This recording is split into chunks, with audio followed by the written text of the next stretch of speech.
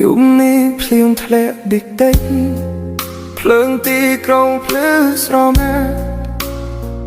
កាយស្រានៅលើតុដូចចិត្តខ្ញុំដែលទំនេររូបអូននៅក្នុងចិត្តមិនព្រមចេញពីខួរក្បាលពេលខ្ញុំបិទភ្នែកម្ដងណាសំឡេងអូនលាន់លឺឡើងវិញខ្ញុំមិនមែនយប់នេះភ្លៀងធ្លាក់តិចតិច